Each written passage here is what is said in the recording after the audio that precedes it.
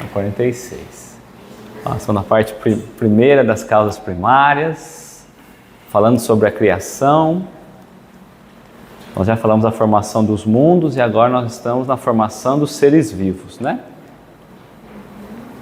Bom, então, antes de a gente entrar na 46, no encontro anterior, eu vou só ler as questões para nós lembrarmos, tá? Então vamos lá. A 43, quando começou a terra a ser povoada? A 44, de onde vieram para a terra os seres vivos? E 45, aonde estavam os elementos orgânicos antes da formação da terra? Então os espíritos disseram para nós que já existiam os germes, os primitivos aí adormecidos, estados latentes, e com o passar do tempo, nas condições que foram se desenvolvendo, todas as coisas foram, desenvolvendo e chegando ao seu estágio.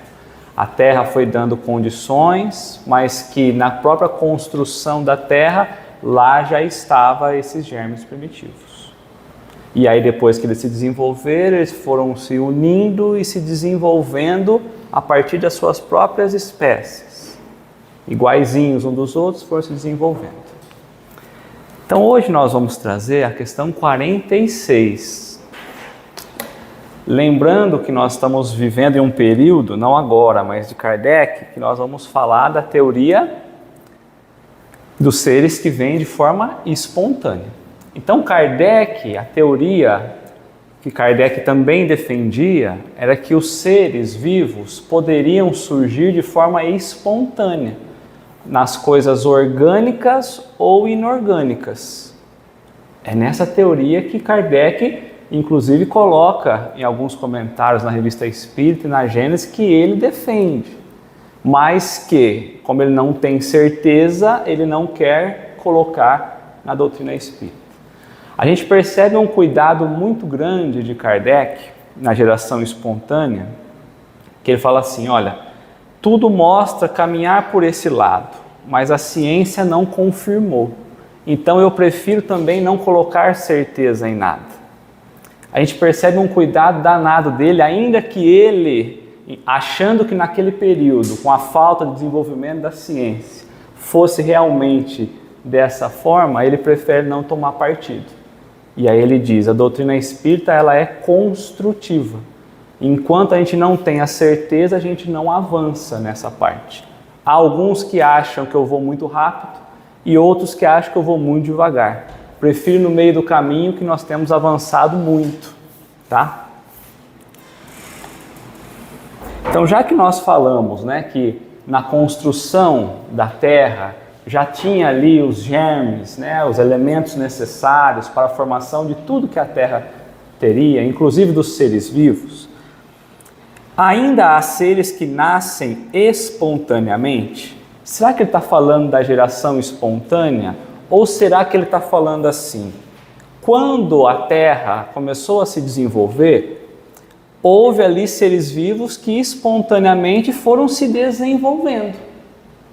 Não necessariamente pela teoria da espontaneidade, mas porque foi visível que em algum momento o planeta Terra se formou e seres vivos apareceram. Aí a pergunta dele é assim, ainda há seres que nascem espontaneamente? Será que naquele tempo, ou será que hoje, ainda há seres que surgem de forma espontânea?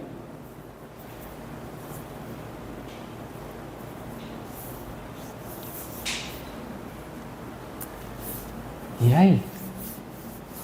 Sim ou não?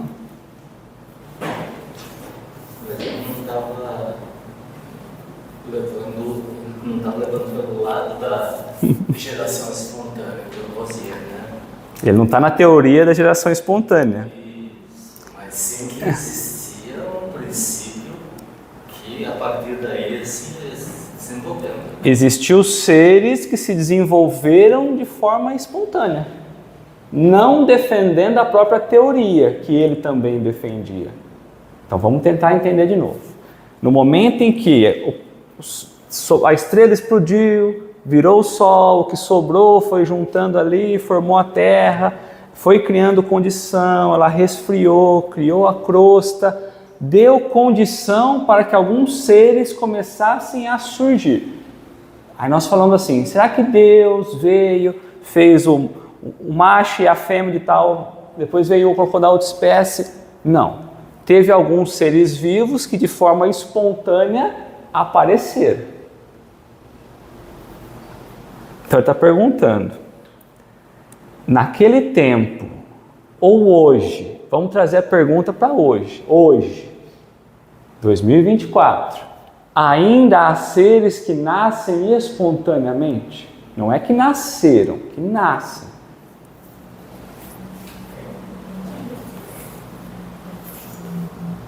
Esse degelo que está tendo hoje por causa do problema climático que nós estamos, imagina o que vai surgir lá nos povos, que está dormente. E não é geração espontânea. Não é geração espontânea. Então vamos lá. Teoria da geração espontânea, nascia seres vivos do nada. Do nada. Só que essa geração espontânea ela caiu por terra. Porque depois começaram a analisar as coisas através do microscópio e perceberam que, na verdade, aquilo que eles achavam que surgia já estava lá muito antes. Tanto que eu ia trazer um vídeo e eu fiquei meio abalado, eu não quis trazer para vocês também. Que eles vão dando zoom na pele, nós vamos vendo tudo que a gente tem e a gente não sabe, né? No fio de cabelo, né? Então, até lá se movimentando, eu falei, bom, não vou trazer porque a gente fica meio assim, né? A gente olha para a pele e acha que é lisinha, que não tem nada, fio de cabelo, né? Então, essa teoria foi derrubada, a teoria, porque quando começou a se analisar pelo microscópio, nós começamos a descobrir um mundo que parecia ser inexistente. Então, nascia seres vivos da onde? A partir de algo que eu não estava vendo, não que algo que não existia. Mas essa teoria por muito tempo se perdurou. Se nós pegarmos Aristóteles, Galileu Galilei, todos esses defendiam, porque a ciência daquele momento só trazia um olhar até esse ponto. Quando nós conseguimos trazer o olhar para a microbiologia, a gente começa a olhar um mundo que antes era invisível, que agora a gente começa a compreender. Então vamos lá, ainda há seres que nascem espontaneamente, não da teoria, mas da mesma forma quando começou a Terra a ser povoada por seres vivos, não nós humanos, seres vivos, desde as bactérias, vamos pensar assim. Então sim, a resposta é sim. Então sim. Muitas vezes nós vamos imaginar, como Kardec ao tempo falava sobre a geração espontânea, que os espíritos aqui também estavam falando sobre a geração espontânea. Não é. O sim deles é, há seres que nascem espontaneamente, porque o acaso não existe. Se eu desconsiderar a questão espontânea, como da criação divina, das condições do ambiente, eu vou ter que imaginar um acaso. E o acaso não existe. Então surge de forma espontânea. O ambiente dá condições e aí seres vivos surgem, se desenvolvem.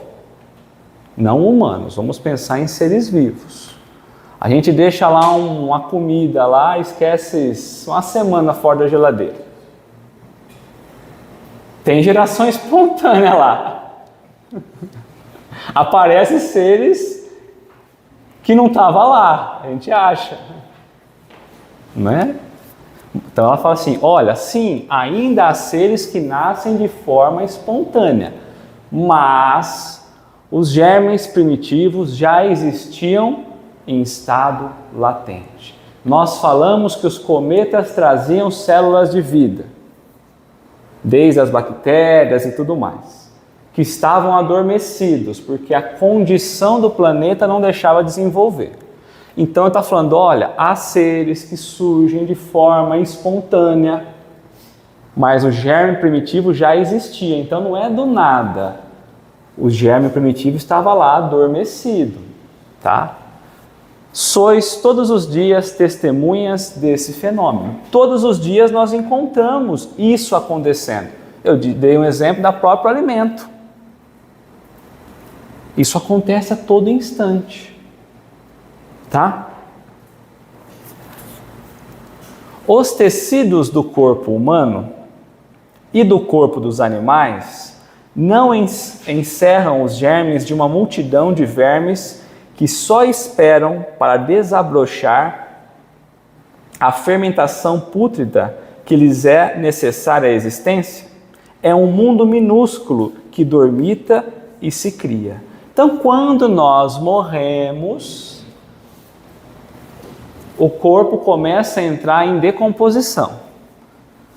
Surgem algumas bactérias da onde? Da terra?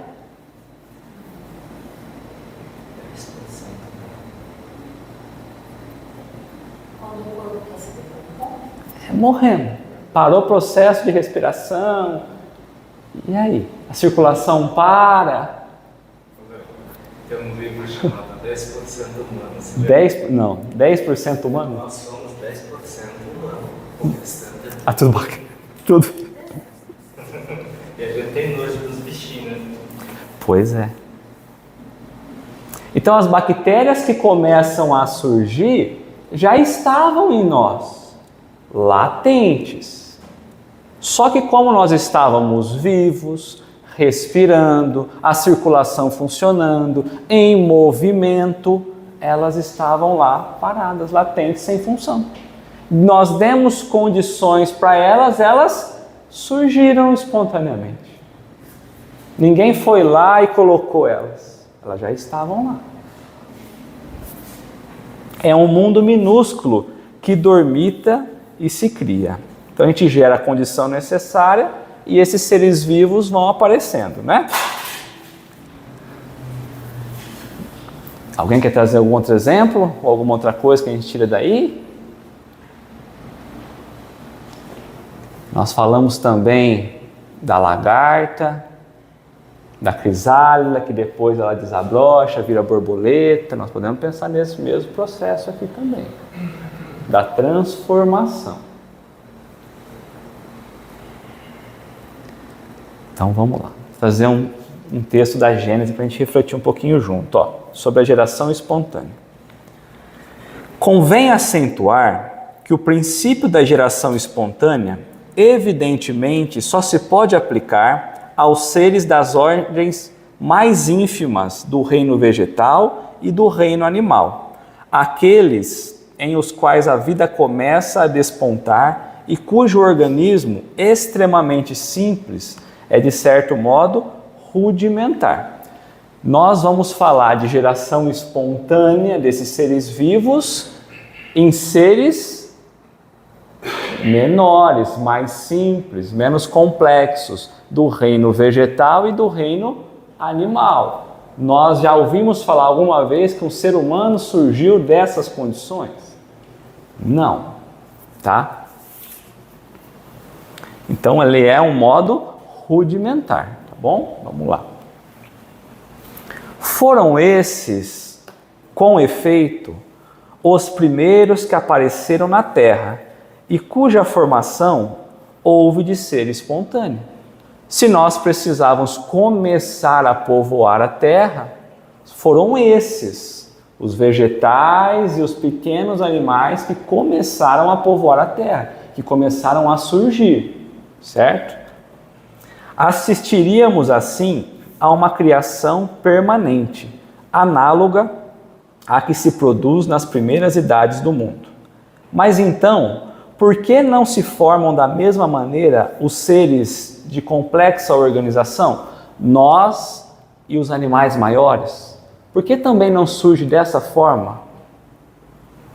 Que esses seres não existiram sempre é fato positivo. Logo, tiveram um começo. Se o musgo, o líquen, o zófito, o infusório, os vermes intestinais e outros podem produzir-se espontaneamente, por que não se dá o mesmo com as árvores, os peixes, os cães e os pássaros e os cavalos? E nós poderíamos aprender. E nós, seres humanos. Então nós precisamos entender um pouquinho o que é que surge dessa forma. e por que tem coisas ou seres que não surgem da mesma forma. Eu nunca vi do nada uma árvore surgir ali sem a semente. Eu nunca vi um pássaro ou um peixe, um cavalo, um cachorro surgir em alguma condição, sem a própria lei de procriação. Então há uma lei que rege alguns seres mais complexos. Param aí, por enquanto, as investigações. Desaparece o fio condutor e até que ele seja encontrado, fica aberto o campo às hipóteses. Fora, pois, imprudente e prematuro apresentar meros sistemas como verdades absolutas. Então, como nós poderíamos acreditar nessa teoria da espontaneidade, a geração espontânea? Se chega um determinado nível dos seres, das espécies, que ela não funciona. Não teria como uma lei funcionar para alguma coisa e para outros não. Então, o que ele está falando, olha, vamos parar por aqui, porque a gente não consegue avançar mais. É preciso dar tempo, é preciso que a ciência avance, porque senão nós vamos trazer algumas verdades que podem aparecer absolutas e não são. Até por isso, ele mesmo entendendo ou defendendo essa teoria, ele prefere não positivar. E ele colocou lá na Revista Espírita também uma mensagem para nós. Ó. É um fato hoje, cientificamente, ao tempo de Kardec, demonstrado que a vida orgânica nem sempre existiu na Terra e que ela aí teve um começo. A geologia permite seguir o seu desenvolvimento gradual. Os primeiros seres do reino vegetal e do reino animal se apareceram, então devem ter formado sem procriação e permanecer as classes inferiores, como constatam as observações geológicas. Então, de novo, nós já percebemos que quando nós olhamos para o reino vegetal e para um reino animal menor, eles devem ter se formado sem se procriar, porque não tinha espécie. Começou a surgir, o começo de tudo, tá? Quando nós vamos fazer o estudo do solo, a gente percebe esses seres como sendo os primeiros. E eu fico pensando, né? Nós nos olhamos hoje, olhamos para os animais, olhamos para as plantas, olhamos para as pedras, né? Os minerais, e a gente esquece que nós somos o ser mais novo do planeta. A raça humana foi a última. Tudo estava aqui antes. E a gente inverte o papel, a gente acha que é tudo a partir de nós. À medida que se reuniram os elementos dispersos, as primeiras combinações formaram corpos exclusivamente inorgânicos, isso é, as pedras, as águas e os minerais de todas as espécies. Quando esses mesmos elementos se modificaram pela ação do fluido vital, que não é o princípio inteligente, então não é o princípio espiritual, é o fluido vital, que dá vitalidade, que nós também encontramos nos vegetais, nos animais, certo? Quando esses mesmos elementos se modificaram pela ação do fluido vital, que não é o princípio inteligente, eles formaram corpos dotados de vitalidade, de uma organização constante e regular, cada um na sua espécie. Então nós precisamos lembrar, os primeiros seres, as primeiras formações, elas foram totalmente inorgânicas. Não tinha fluido vital, não tinha vitalidade, não tinha vida aparente. Aí falou, as águas, os minerais e todas as espécies. Quando esses se modificaram de novo, eles receberam então a ação do fluido vital. Então teve mais uma evolução. Agora começa a surgir seres vegetais. A planta não nasce, morre, não tem. Depois cria-se então condição para mais organização daquela estrutura e nasce os animais, cada um na sua espécie. Então ele está trabalhando os reinos, mineral, vegetal e animal, cada um na sua espécie. Até aí tudo bem? Tá, então vamos lá. Assim estabeleceu-se uma cadeia ininterrupta. Vai evoluindo, vai melhorando as condições e vai se desenvolvendo. Novos seres vão aparecendo, vão surgindo. Nós estamos pensando na formação, do povoamento da Terra, né? Tá bom? Assim estabeleceu-se uma cadeia ininterrupta, desde o musgo e o líquen até o carvalho, e depois o zoófito, a minhoca e até o homem. Então está falando que os seres vivos vão desenvolvendo, criando condições para que vá surgindo espécies. Só que ele vai dizer, ó, sem dúvida, entre a minhoca e o homem, se considerarmos apenas os dois pontos extremos, há uma diferença que parece um abismo. Nós viemos da minhoca? Não. Mas quando a gente fala que foi desenvolvendo e criando condições para que os seres humanos aqui tivessem, é justamente pela questão dos animais que foram evoluindo e criando condições e habitat para que nós também estivéssemos. Se nós pensamos na função da minhoca, ela tem uma função na própria Terra. Então o que está dizendo? Todos nós estamos ligados nessa cadeia de evolução. Nós estamos falando dos seres vivos, formação dos seres vivos, como os seres vivos começaram a povoar a Terra. Há uma diferença que parece um abismo, mas quando se aproximam todos os elos intermediários, encontramos uma filiação sem solução de continuidade. Então, como pode dos animais nós chegarmos à raça humana? Parece que nos falta algum elo. E a ciência ainda está nesse desenvolvimento.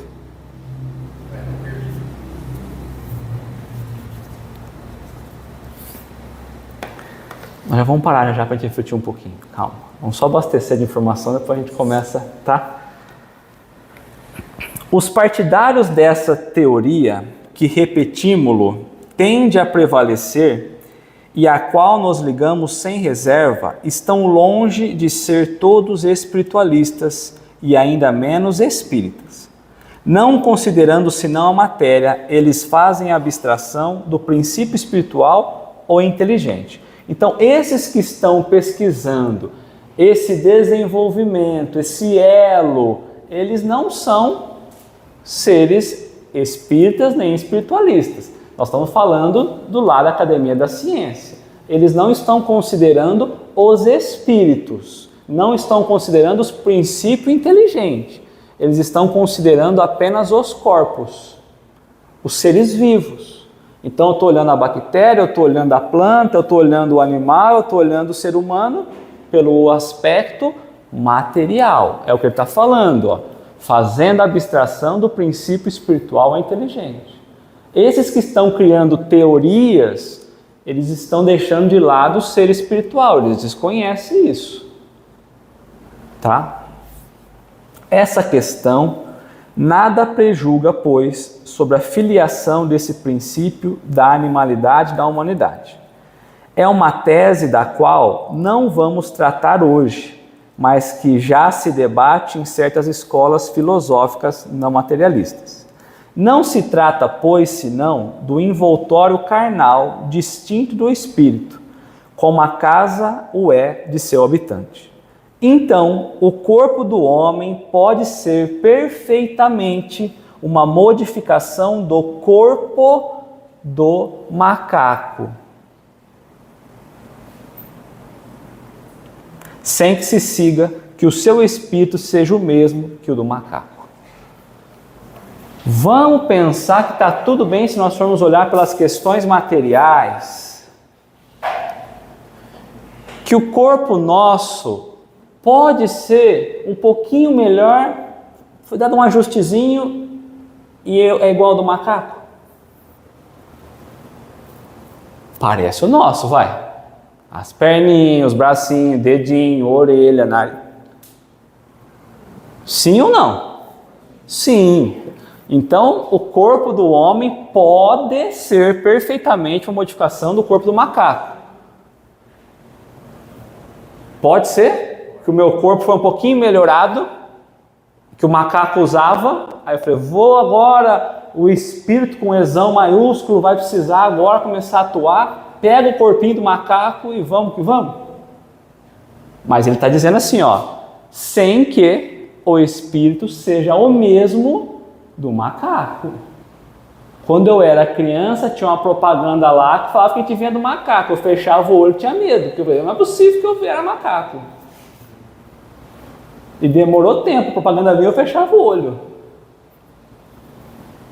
Então ele já está falando, olha, vamos olhar só o corpo, não vamos pensar no espírito, porque em todas as teorias que surgem pela ciência, eles estão tratando o corpo e não o espírito. Então agora não é hora de pensar se eu fui macaco, não fui, mas não é hora de pensar se fui macaco ou não fui. Se eu fui planta ou não fui. Não é disso que nós vamos tratar agora.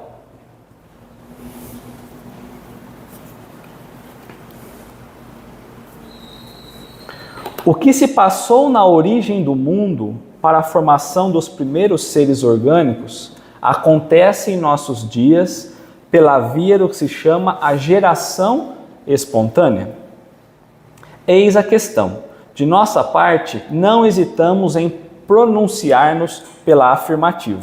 Então aqui, ó, ainda que ele defendesse, ele perguntou, olha, as coisas que nós estamos vendo surgir, os seres orgânicos, nos nossos dia a dia, podemos chamar de geração espontânea? A teoria da geração espontânea? Aí ele mesmo coloca Kardec. De nossa parte, nós não vamos hesitar em pronunciar pela afirmativa. Se a ciência não provou, eu não vou provar também. Eu não vou afirmar também.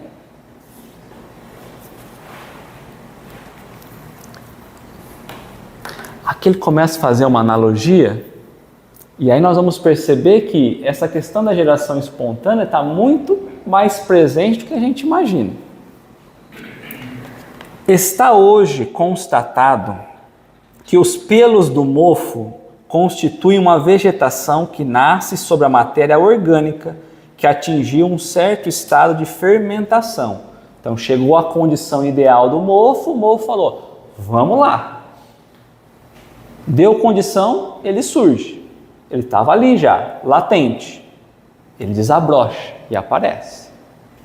O mofo nos parece ser o primeiro, ou um dos primeiros tipos da vegetação espontânea.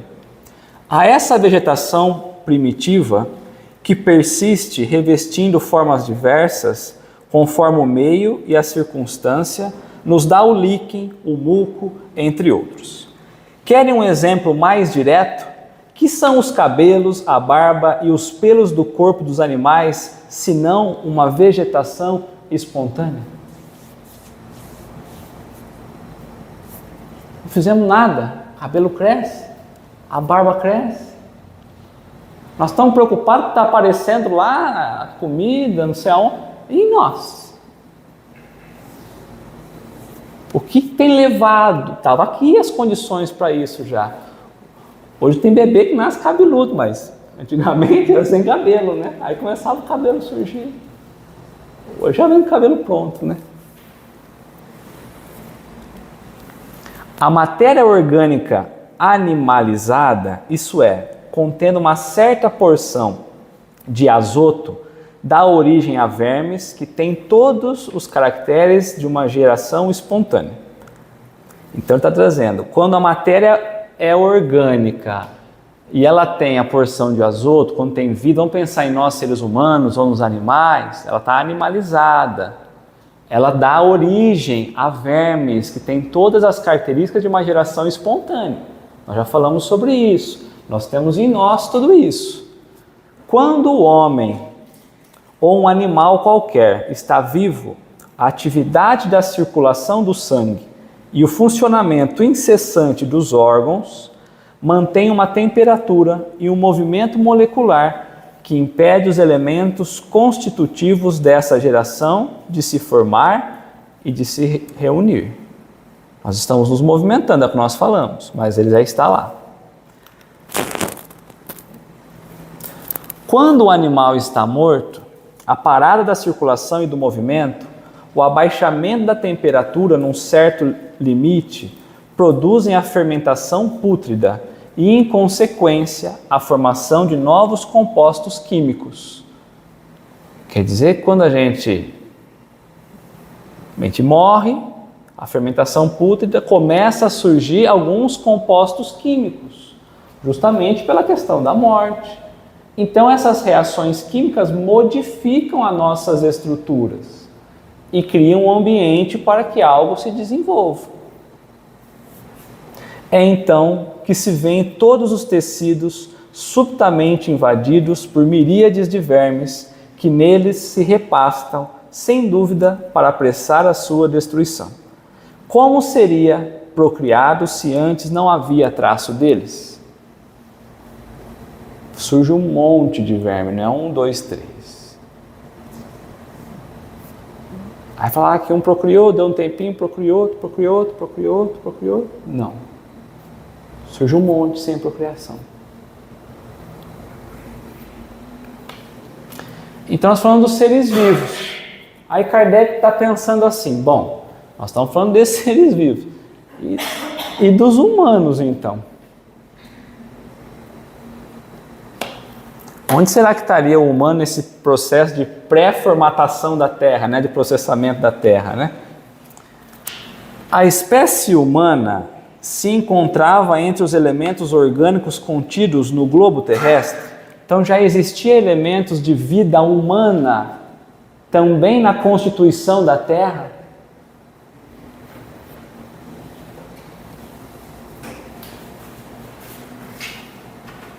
E aí?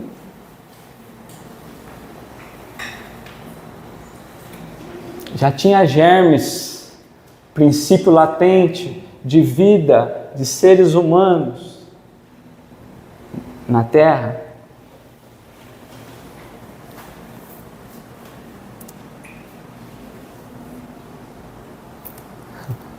Não pode colar, não. A nossa base é carbono, né? Então já tinha. Se a nossa base é carbono, então já tinha. Então vamos lá. Sim. E veio ao seu tempo. Quando surge então a condição da espécie humana, ela vem quase que animalizada. Se a gente voltar aos primitivos, as primeiras formas espécie humanas que nós temos relatos, é quase que animalizado, mas não é animal. Sim, e veio ao seu tempo. Foi o que deu lugar a que se dissesse que o homem se formou do limbo da terra. Nesse início, o homem é mais guiado pelo instinto. Menos zero sensação, zero sentimento, guiado pelo instinto. É a primeira fase, o instinto. Foi o que deu lugar ao que se dissesse que o homem se formou do limbo da terra. O que é o limbo da terra? O que é limbo?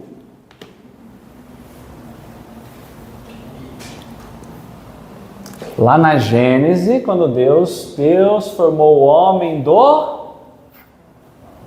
barro, do lodo, do barro. Mas quando a gente fala do limo, da terra, de que terra nós estamos falando? A terra. É. Qual que é a terra?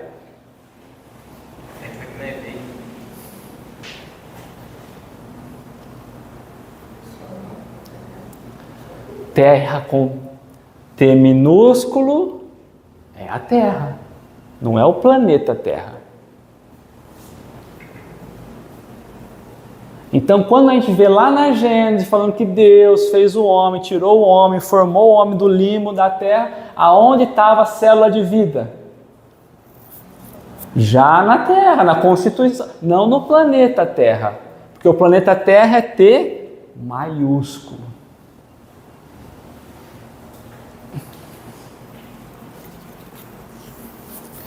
Então já tinha elementos que, ao se desenvolver, vai dando condição à espécie humana, para a espécie humana se desabrochar.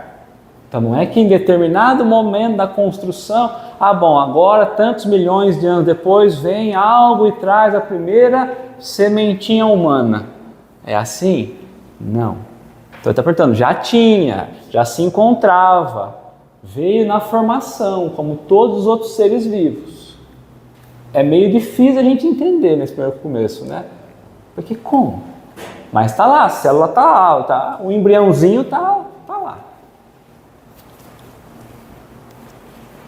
Então, vamos ver um pouquinho a evolução das espécies?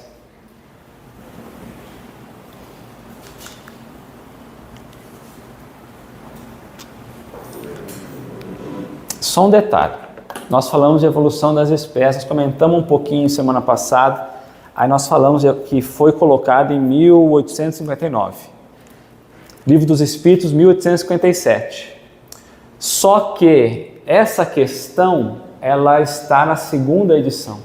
Então essa questão que Kardec coloca, ela está no ano de 1860, depois da evolução das espécies. A ideia de que Deus criou o homem à sua imagem e semelhança era compartilhada pela maioria dos cientistas ocidentais até meados do século XIX. Eles acreditavam que todas as criaturas do planeta haviam sido concebidas pela força divina, até que apareceu Charles Darwin. Alguns pesquisadores já falavam de uma evolução das espécies, mas o naturalista britânico foi o primeiro a comprovar e explicar o mecanismo que a torna possível: a seleção natural. Sua teoria mudou radicalmente a biologia e ofereceu outra explicação sobre a origem do ser humano. Por causa dela, Darwin se tornou um dos cientistas e pensadores mais importantes da história. Mas para chegar lá, ele precisou fazer uma viagem extraordinária, centenas de experimentos e refinar as suas ideias por 20 anos.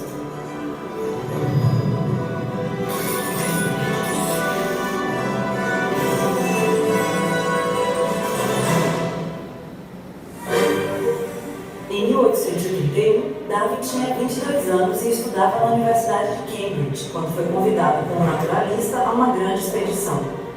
A bordo do HMS Beagle, ele passou quase 5 anos percorrendo vários continentes, a começar pela América do Sul. De lá, ele voltou com dezenas de exemplares vivos, ilustrações e fósseis. Os fósseis deram a ele uma das primeiras pistas sobre a evolução. Por exemplo, ao ver os restos de um milodonte, um animal gigante parecido com a preguiça, ele deduziu que a semelhança não podia ser coincidência. Deveria haver um parentesco com a espécie atual. Quando passou pelas Ilhas Galápagos, Darwin observou espécies como as tartarugas gigantes que viviam em ilhas próximas, mas tinham características físicas únicas em cada ilha. Nas zonas úmidas, onde a vegetação era abundante, as tartarugas tinham um pescoço curto e uma carapaça em forma de cúpula. Já nas ilhas com ambiente árido, elas tinham uma carapaça irregular, como uma cera e o pescoço mais longo. Mas como explicar essa diferença? Quando voltou de viagem, Darwin passou algum tempo analisando como, cruzando exemplares de uma espécie, criadores de animais e agricultores produziam novas variedades. A chave para conseguir variedades melhores de plantas e animais era a seleção artificial feita pelo homem.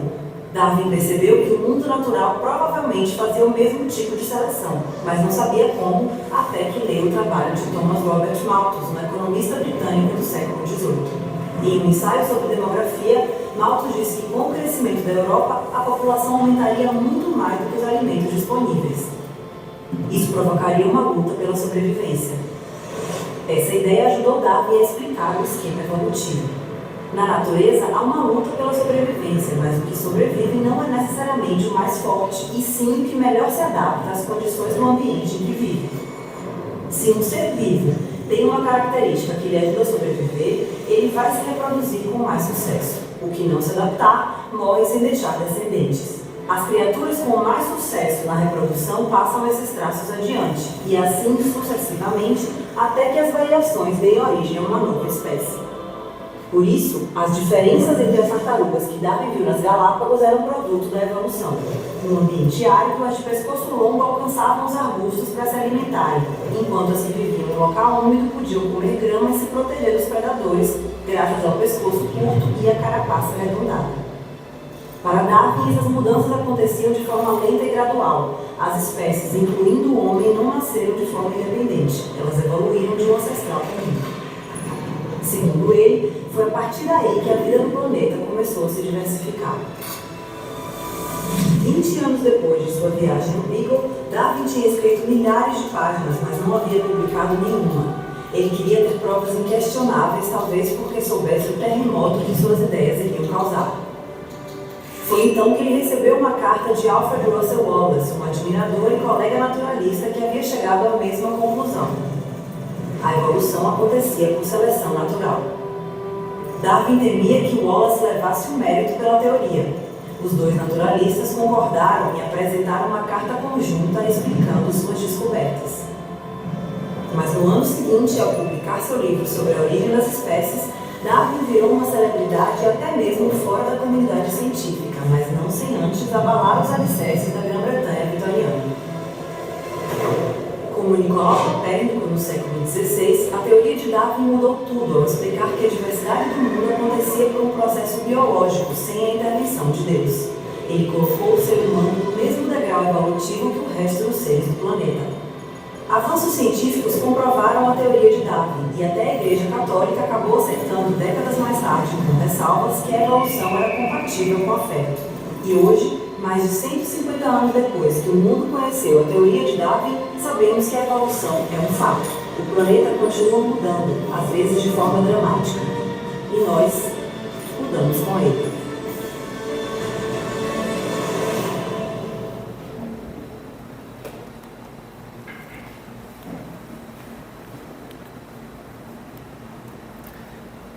Evolução das espécies.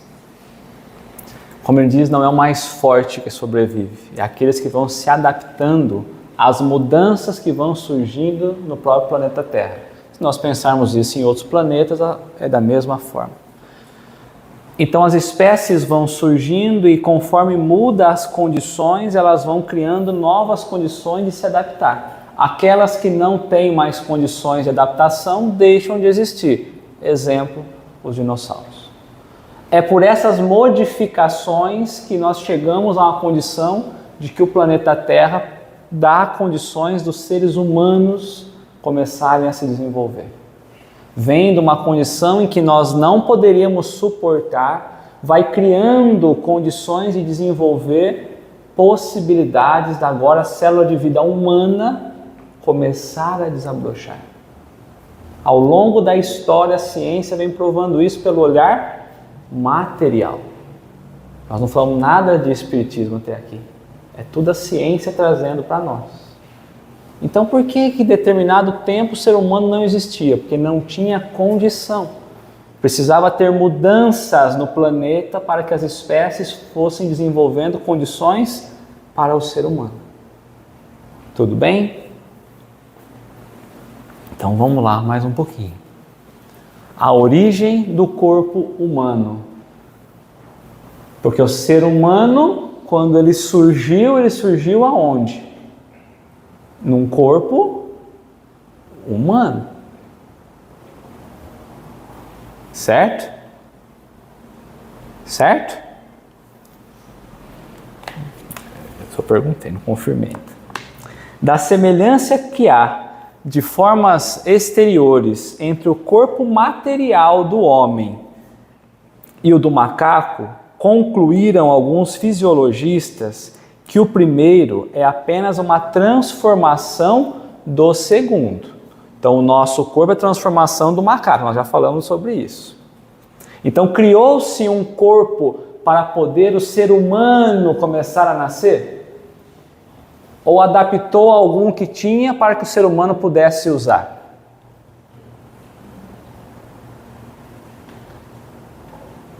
Está acabando de falar. Transformou.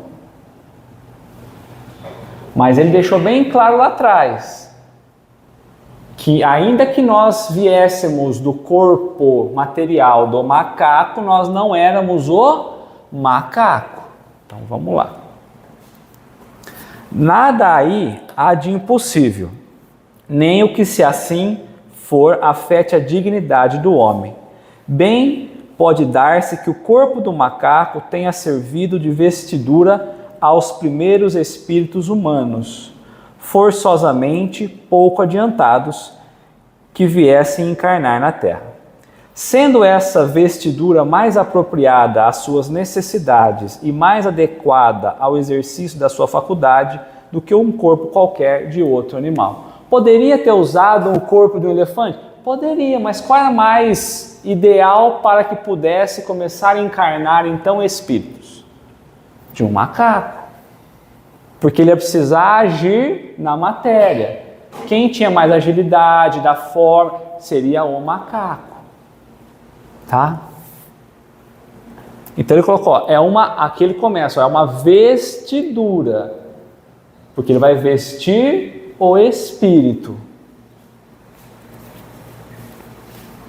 Em vez de se fazer, hoje a gente já sabe, né? Porque a gente já sabe que a gente vem, Homo sapiens sapiens, aí depois descobriu o Neandertal, né? Agora é Homo sapiens neanderthalense, não sei certo, mas nesse tempo a gente não sabia.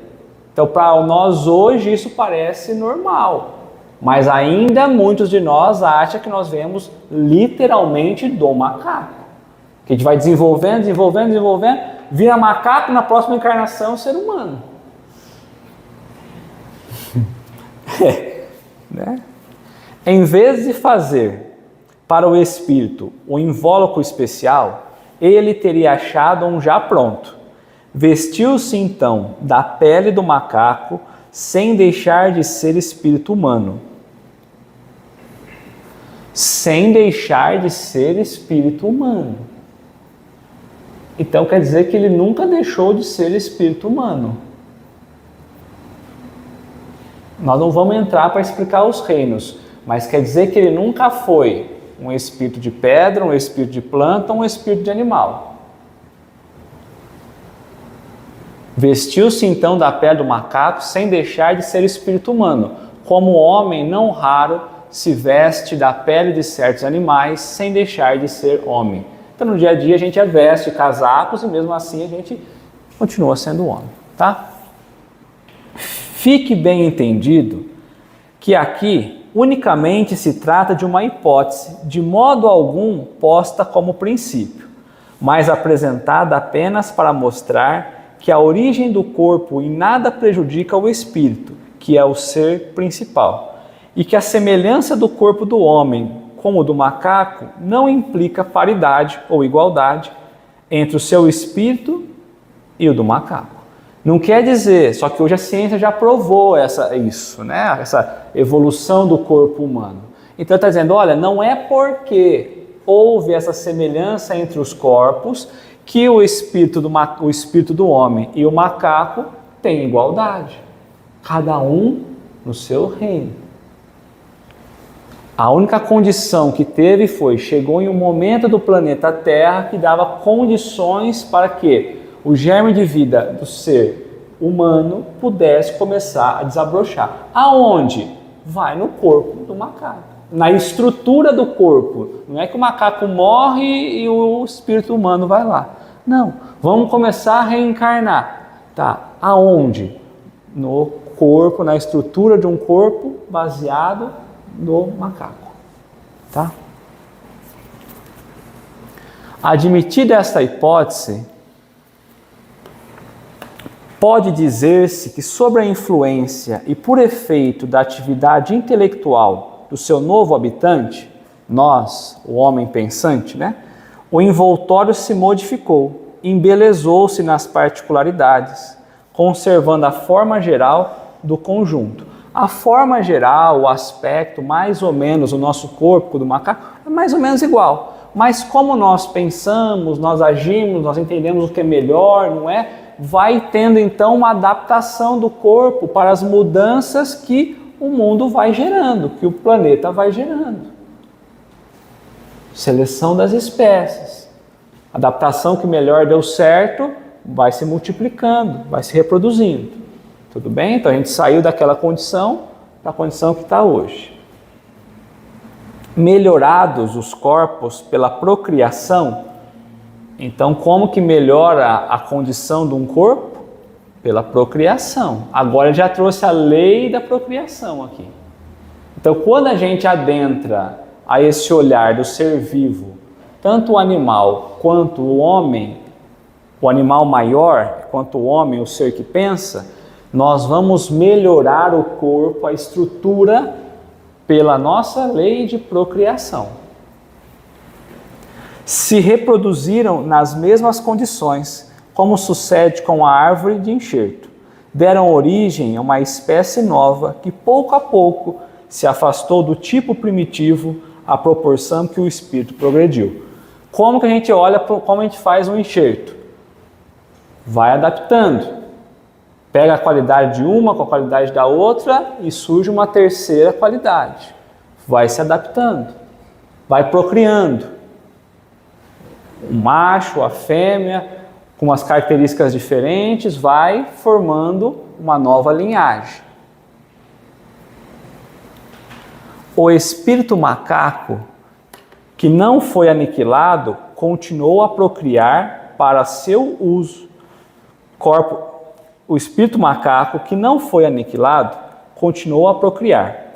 Para seu uso, corpos de macaco, do mesmo modo que o fruto da árvore silvestre reproduz árvore dessa espécie. Ou seja, para a função do animal macaco, ele continuou naquele mesmo formato. E ele colocou o ezinho minúsculo, porque quando nós olhamos para o animal, nós não somos ainda, não somos o espírito com E maiúsculo, da individualidade, da inteligência. Tudo bem? E o espírito humano procriou corpos de homens variantes do primeiro molde em que ele se meteu. O tronco se bifurcou, produziu um ramo que por sua vez se tornou tronco. Né? Então, é o que eu falei, as espécies do ser humano foram então se procriando e gerando novas seleções e corpos melhores até chegarmos à condição que nós estamos hoje. Mas cada um na sua espécie. O macaco continuou sendo animal, a árvore continuou sendo vegetal e nós, humanos. Cada um na sua espécie.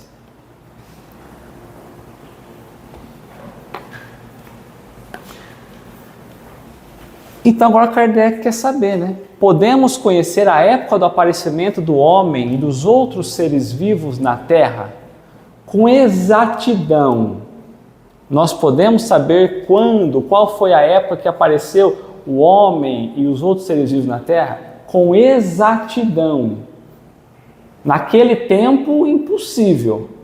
Hoje a gente tem uma perspectiva um pouco melhor, mas ainda muito irreal da realidade, né? Ainda uma briga na academia de ciência, tipo, que é uma diferença tipo, de 50 milhões de anos só. Uns falam que foi 50 milhões antes, outros falam que foi 50 milhões. Pouquinho, intervalo pequeno. É coisa pequena, assim, é uma chance de acerto altíssima. Então vamos lá, ó. Não. Todos os vossos cálculos são quiméricos, né? Então são impossíveis de realizar, né? Então foi o que eu falei. Nós só sabemos de uma coisa, nós não sabemos as aparições exatas dos seres vivos na Terra. Mas, de novo, para a gente só pensar, qual foi a última espécie a ter condição de desenvolver aqui? Nós. Tá? Nós.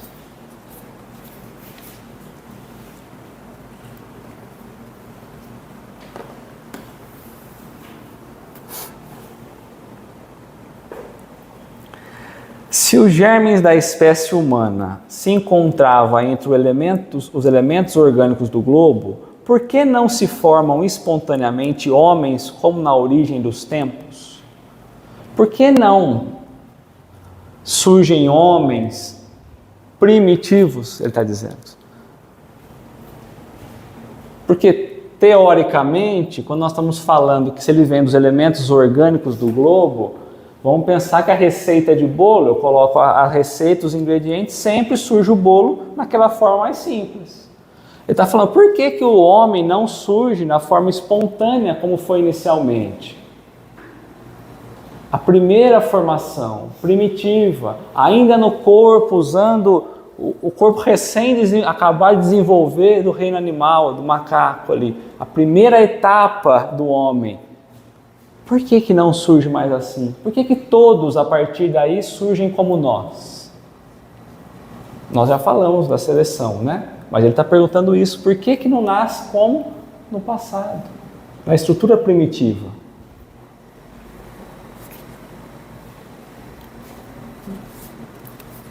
O princípio das coisas está no segredo de Deus. Então tem coisas que tão cedo a gente não vai conseguir entender, né? Entretanto, pode dizer-se que os homens, uma vez espalhados pela terra, absorvem em si mesmo os elementos necessários à sua própria formação para os transmitir segundo as leis de reprodução. Então, uma vez que nós estamos espalhados na terra e gerou condição, nós vamos absorver em nós mesmos os elementos necessários. Então, aquilo que estava na terra, que estava adormecido, que estava latente, uma vez que acordou, que desabrochou, agora nós guardamos em nós mesmos. E pela própria procriação, pela lei de reprodução, nós vamos formando a partir de nós. Como nós somos seres inteligentes, não mais precisamos voltar toda vez do estado primitivo.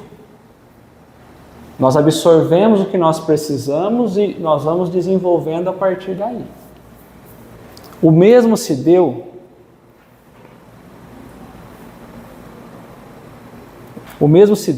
com as diferentes espécies dos seres vivos. Quando a gente pega os outros seres vivos, quando nós pegamos os animais, por exemplo, agora eles também surgem da própria lei de reprodução, de procriação, tá?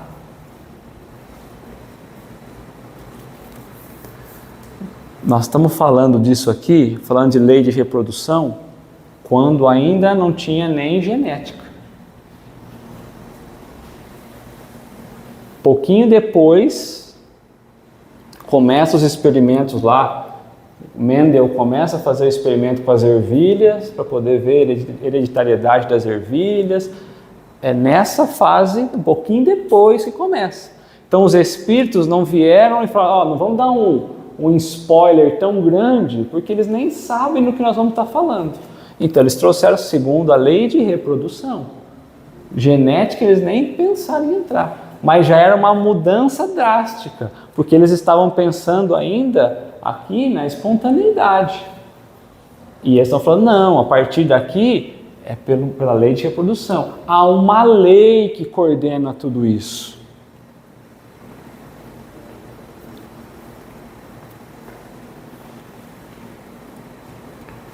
Então vamos lá. União do princípio espiritual à matéria. Então Kardec vai trazer para a gente lá na Gênese, na Gênese espiritual. Tendo a matéria que ser objeto do trabalho do espírito para desenvolvimento de suas faculdades, era necessário que ele pudesse atuar sobre ela. Quando nós falamos do princípio espiritual e do princípio material, nós falamos que o espírito precisa atuar na matéria, principalmente para se desenvolver. É o que ele está falando, tendo a matéria que ser o objetivo de trabalho do espírito. Pelo que veio habitá-la, como o lenhador habita a floresta. Tendo a matéria que ser no mesmo tempo objeto e instrumento do trabalho, Deus, ao invés de unir o homem à pedra rígida, criou para o seu uso corpos organizados, flexíveis, capazes de receber todas as impulsões da sua vontade e de se prestarem a todos os seus movimentos. O homem então tinha que vir se desenvolver. Ele iria usar para trabalho Trabalho precisa de movimento, trabalho precisa de ação. Se Deus tivesse dado um corpo para o Espírito vir trabalhar na constituição mineral da pedra, como ele ia conseguir se desenvolver? Não ia.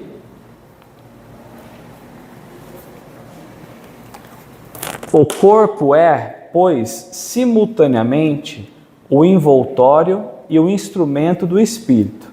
E à medida que este adquire novas aptidões, reveste outro envoltório apropriado ao novo gênero de trabalho que lhe cabe executar. Conforme vai evoluindo, então, a condição da Terra, nós vamos tendo que alterar a questão do nosso corpo. Tanto que hoje a gente vê gerações que vão surgindo aí já são intolerantes a uma coisa, intolerantes a outra, já começa a ter uma modificação no meio do caminho. Tal qual se faz com o operário, a quem é dado o instrumento menos grosseiro, à proporção que ele se vai mostrando apto a executar obras bem mais cuidadas. Então, se nós tivéssemos corpos muito sensíveis, quando éramos primitivos ainda, nós não íamos aguentar viver naquela fase, né? E se hoje nós tivéssemos com aqueles corpos ainda grosseiros, dificultaria também. O corpo, conseguintemente, não passa de um envoltório destinado a receber o espírito. Desde então, pouco importa a sua origem e os materiais que entraram na sua construção. Seja ou não o corpo do homem uma criação especial, o que não padece dúvida é que tem a formá-lo os mesmos elementos que os dos animais, a animá-lo o mesmo princípio vital, ou por outra a aquecê-lo o mesmo fogo, como tem a iluminá-lo a mesma luz e se acha sujeito às mesmas vicissitudes e às mesmas necessidades. É um ponto este que não sofre contestação. Então, se nós estamos pensando, o corpo em si, ele serve só como envoltório, porque naquele tempo imaginar que o nosso corpo pudesse vir de animais, imaginando, né, nessa construção da evolução das espécies, seria a imagem deles voltar, diminuir a importância do homem. Porque ainda hoje a gente se acha mais do que o animal, do que o vegetal, do que o mineral, e foram eles que deram condições de chegar, nós estamos aqui. Por isso o tamanho da gratidão que a gente tem que ter quando fala com a própria natureza, com os vegetais, animais, com os minerais. Então, quando a gente olha para o animal, o corpo do macaco, propriamente dito, estão suscetível a tudo aquilo que os nossos corpos também estão, as próprias vicissitudes, todas. A não se considerar, pois, senão a matéria, abstraindo do espírito, ou seja, se eu desconsiderar o espírito, o homem nada tem que o distingua do animal. Tudo, porém, muda de aspecto logo que se estabelece distinção entre a habitação e o habitante. Ou numa choupana, ou envergando as vestes de um campônio, um nobre senhor não deixa de o ser. Ou seja, a nossa espécie humana ela vai ser independente da roupagem que nós estivermos vestindo, né? Da condição exterior. O mesmo se dá com o homem, não é a sua vestidura de carne, que o coloca acima do bruto e faz dele um ser à parte. É o seu ser espiritual, o seu espírito.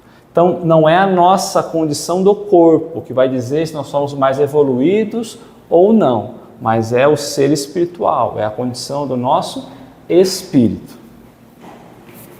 Então eu trouxe para nós, chegando perto do finalzinho, uma questão do livro dos Espíritos, ó.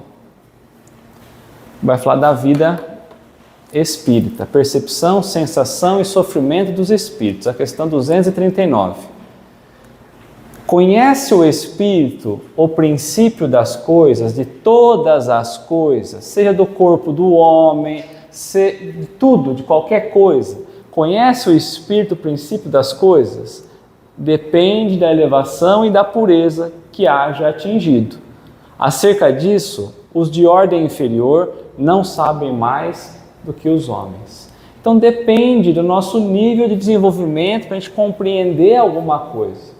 Há espíritos inferiores que, mesmo não ligados ao corpo físico, já desencarnados, ele não sabe mais do que nós.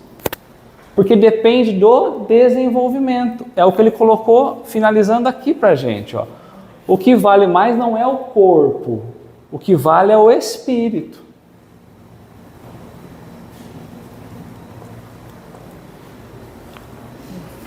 Que legal, ele repete a pergunta 17 na 239. É a mesma, não é a... Ele pergunta do homem e depois ele pergunta do espírito. Legal. E aqui ele vai falar para nós também, ó, no livro dos médiuns, ó. A ciência ainda não sabe o bastante, porém lá chegará se quiser caminhar com o espiritismo.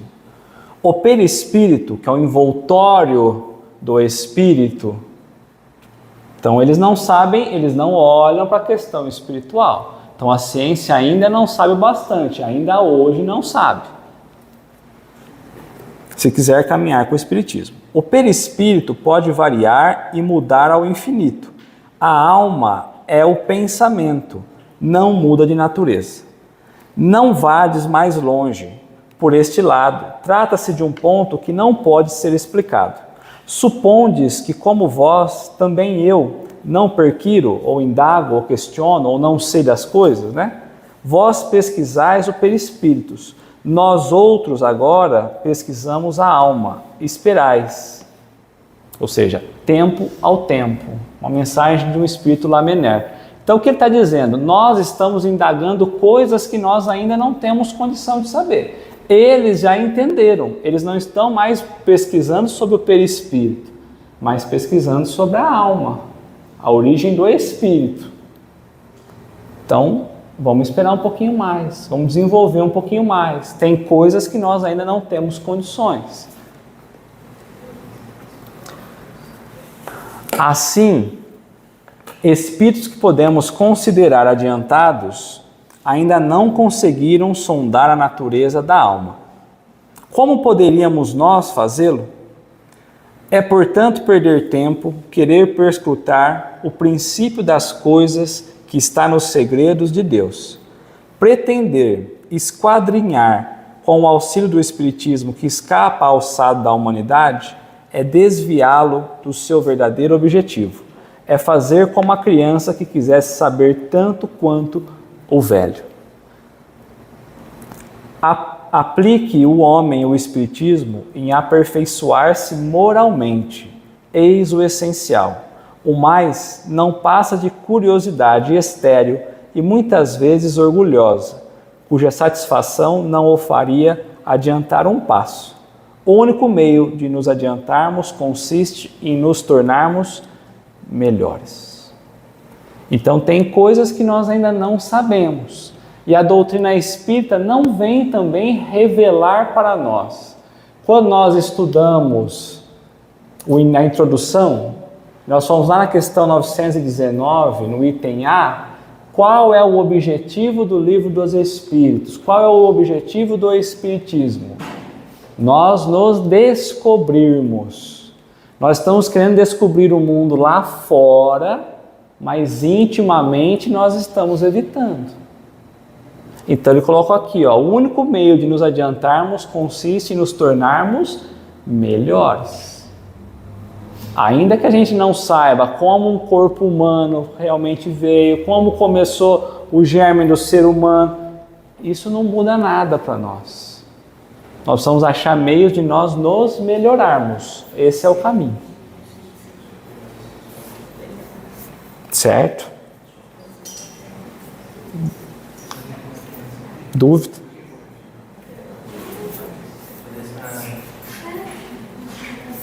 Esse carinho. Hã? Esse carinho. É um carinho. Samu está com dúvida? Está com dúvida? Não. Está com questionamentos? É só um questionamento da Gênesis que o pastor colocou. Tudo, porém, quando você fala do homem, né? Qual item? Ele habita o corpo do macaco, mas já era homem. Já era homem. Já era homem. Já. Então, esse salto é dado na espiritualidade. Isso.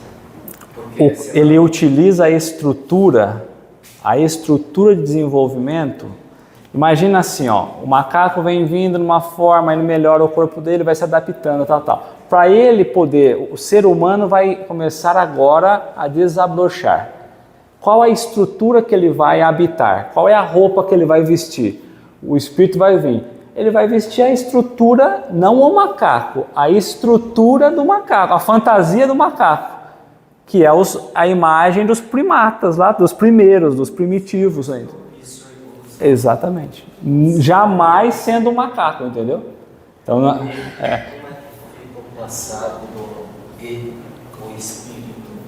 Tá? Porque ele não você citou bem, né? Não veio do mineral, do vegetal. O ser humano, o horminal, ele não vem.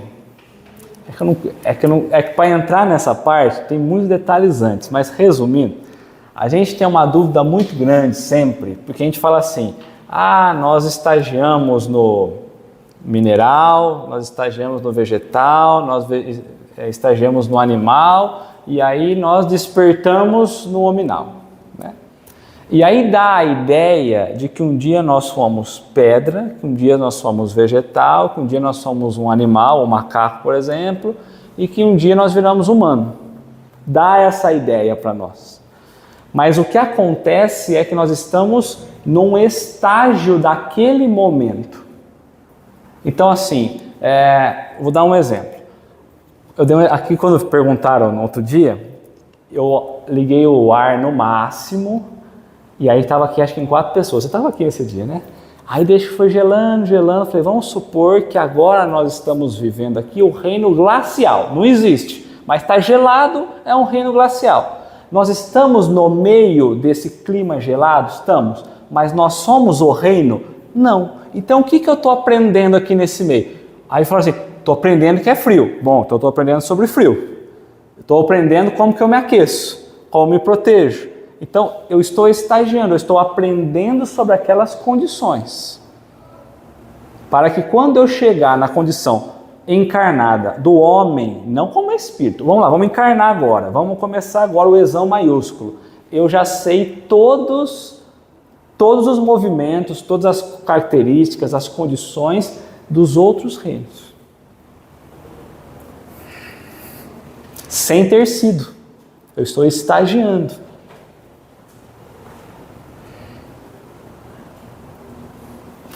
É que tem uma base antes longa. Eu não quero, por isso que eu não queria ter entrado, porque depois vai dar para a gente entender. Quando a gente fala assim, Leon Denis traz, né? Agora eu não vou lembrar a frase completa. Dormimos no mineral, aí eu acho que Eu conheço essa frase. E despertamos no nominal lá, né? O que ele está dizendo aí é o estado de consciência. Não é o espírito. A gente imagina que o espírito vem virando tudo isso e chega. Agora a gente olha para o cachorrinho e fala assim, fica bonzinho que na próxima vai vir ser humano. Entendeu? Muda a perspectiva do que a gente está acostumado há muito tempo. Porque você tem, no meu caso, por exemplo, uma ideia evolucionista espiritual, tá? Agregando instintos até desenvolver o instinto de sobrevivência que vai crescendo, né? E de repente você pega e fala assim, tem um salto, que é esse elo perdido que a gente estava falando, né? E chegamos a um estado de consciência nominal. A partir daí você começa a desenvolver porque você tem um raciocínio. Que você já aprendeu mecânica, analisando ou estagiando no reino mineral, porque a pedra tem força mecânica. Você já vai aprender sobre vitalidade e orientação de astros, porque na vegetação ele te dá essa condição. E você vai aprender a ter instinto, você vai aprender a vitalidade de novo, com o próprio animal. Também a parte mecânica, também tudo com o animal. E aí vem uma coisinha que é fundamental só do espírito, que chama atributo do espírito, que é a inteligência. Que é a consciência. É o despertar. Devagar, eu não queria entrar porque esse é longo, entendeu? Mas é isso. Vai ser uma aulinha fácil. Vai embora. Só um recadinho. Semana que vem, nós não vamos ter nosso encontro. Muito tempo antes, eu tinha fechado um compromisso doutrinário e esse eu não pude desmarcar. E vocês estão convidados, inclusive. Eu vou ter uma palestra lá no Paula Vitor, às 8 horas. Então, das 8 às 9 é o encerramento do estudo, os ciclos de estudo lá. Então, nós não vamos ter aqui, eu vou estar lá. Quem quiser ir lá, vai ser uma alegria poder tê-los conosco lá. E aí, na outra semana, aí eu tenho um compromisso na escola com as minhas filhas. Então, não tem como também eu estar. Então, vamos ficar 2 semanas sem eu estar aqui. Aí nós voltamos para falar de Adão e Eva. Tá?